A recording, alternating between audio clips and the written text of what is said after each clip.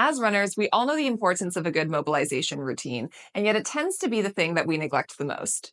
I think the core of the problem is not knowing what to do and not having enough time.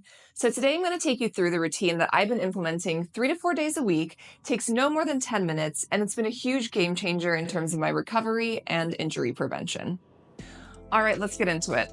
The first series of exercises is going to focus a lot on your lower back and actually just your full spine. Personally, I get a lot of tightness in my back. I've had a lot of back issues throughout my life. I work an office job. I know my posture isn't what it needs to be. So this is where I personally need to place a lot of focus. The first exercise is going to be called a dead bug with an upper body twist. So you're going to put your knees into a 90-degree position and then put your foam roller between your arms, keep your arms straight, and just start twisting from side to side.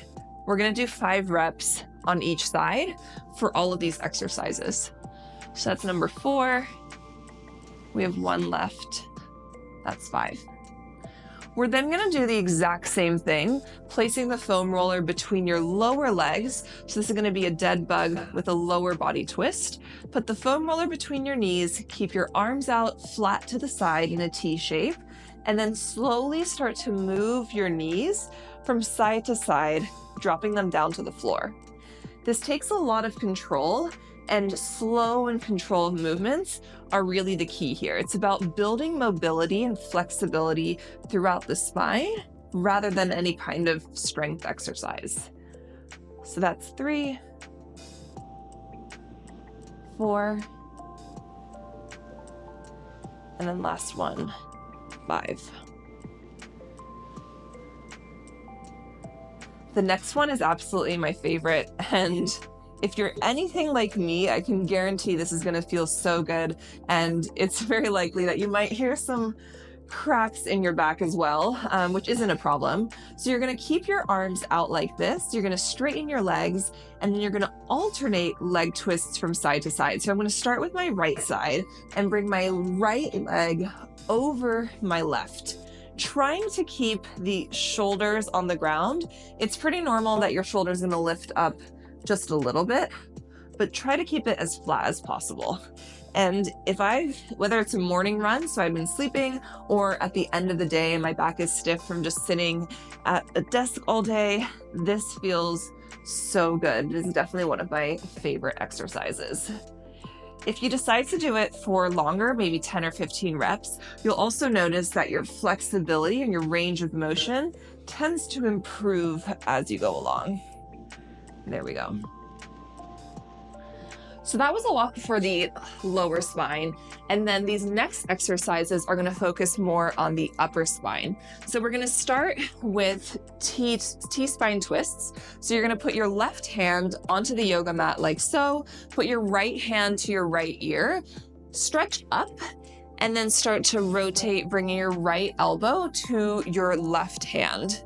And each time that you stretch up, try to go a little bit further than you did last time, and trying to just improve your range of motion like so. Once you've done 5, you're going to put your right hand to the ground, left hand up to left ear, and actually do the same exact thing, bringing your left elbow down to your right hand. And again, just trying to extend a little bit further every time that you do it. So that's 4, and then this is 5.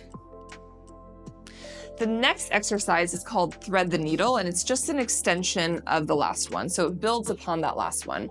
You're gonna put your left hand onto the yoga mat, take your right arm and keep it straight, and then just thread it through like so. So you're going to take your right arm and thread it through your left side. And what you'll notice is that you're just going to get an even better range of motion through this exercise. So like I said, it's a good build upon the last one. And that's 5. We're then going to put the right hand down, left arm up, and then thread through the right side.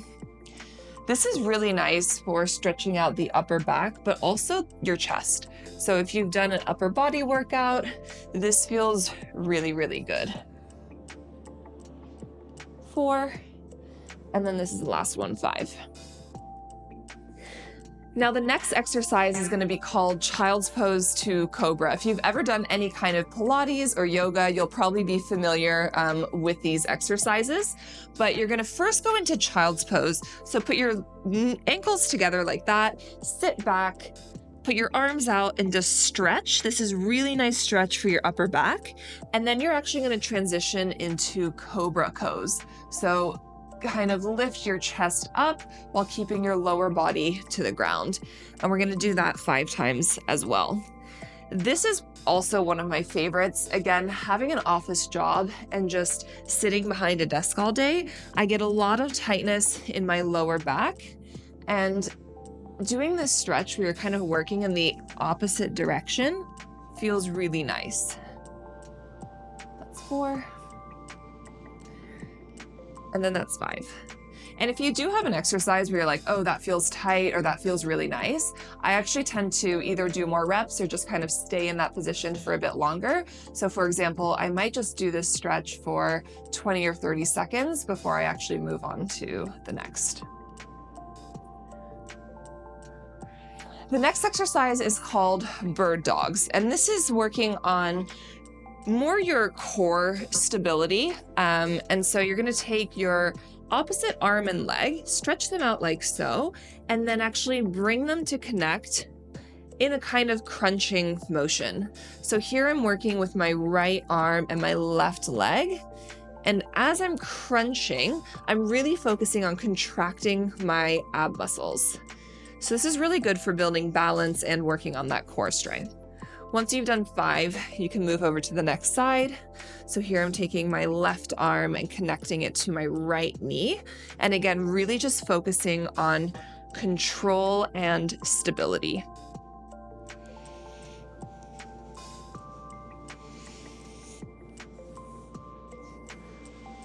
The next series of exercises is going to focus a bit more on lower body, starting with what I like to call donkey kicks. So you're going to take your leg, put it in kind of a 90-degree angle, and start to kick your heel up to the ceiling. Slow and controlled, so don't go too fast, and really focus on going through the full range of motion. As you'll see in the next series of exercises, what we're focusing on here is going through that full range of motion in your hips. Hips and hip flexors tend to be another big problem area for runners, myself included. And so incorporating these exercises a few times a week has really been a game changer for me. There we go. And now we're going to go into what I call fire hydrants. So here we're working a different plane of motion. We're going to go in the same kneeling position and actually start with your left leg and bring it out to the side as high up as you can go. Again, slow and controlled, and try not to lean too much to the other side, because then you're kind of compensating for the motion. That's 4, and then 5. Going to the other side. 4 and 5. I then kind of come up to my knees and do knee raises. You can do this standing as well, but you're going to take, I'm going to go with my right leg first. So you're going to keep your left knee to the ground, your right leg like this, and then you're going to slowly, actually, I think I need, you can grab either a wall or maybe a foam roller like this just to keep your balance. So you're going to start to lift your knee up and put it back down. And this is really good for strengthening the hip flexor. Generally speaking, if you have pain, yes, it's good to stretch. That will provide some temporary relief. But most importantly, it's important to strengthen that muscle or that tendon. So did 5 on that side, and now we're going to do 5 on this side. 2, 3, 4, 5. Last exercise in this routine is going to again be for the hips, and these are called 90-90s. I've seen them done a few different ways. Most of the time, people are just rotating their knees from side to side like this, which is definitely good for just improving that range of motion. But I like to add in what I like to call ankle and knee extensions. So if you're going to start by sitting like this, bring both of your knees over to one side, and then I'm going to start with bringing this ankle up. So 1, 2, 3, 4, 5. And then I'm going to bring this knee up. 2, 3, 4, 5. And these are really great because this one, bringing your foot up, is probably going to be quite challenging when you start. It really gets in deep in the hip muscle. And what you'll notice is a lot of runners have weakness in this area. 5 reps isn't going to get you there in terms of strength, but it's a good place to start. And as I said, if you incorporate this a few days a week, you will start to see improvements. 4 and 5. That's it, quick and easy. I hope you've enjoyed it and thank you for following along. Before you go, I wanted to leave you with one reminder, which is that mobility and flexibility are actually 2 very different things, and they both play an important role in a runner's routine. Think of flexibility as how far you can stretch your muscle. So you're sitting down and trying to touch your toes. Whereas mobility is actually your ability to move and control your joints through their full range of motion from a position of strength and stability. Not only is that important for injury prevention, but it can actually improve your running economy over time.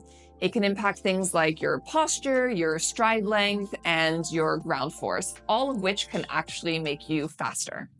That's a huge part of why I've been trying to incorporate this 3 or 4 times a week. And as I said, for me, committing to that means it has to be 10 minutes or less. But if you do have more time, you can build on this by doing 10 to 15 reps or just looping the circuit 2 or 3 times. I hope you enjoyed it. If you did, like and subscribe for more running content. Also drop a comment down below. I would love to hear more about what problem areas you're struggling with. Like I said, for me, it's definitely my back and my hips, and that's why this routine really focused on that. But would love to hear more from you. Any tips and tricks that you have, please leave them down below.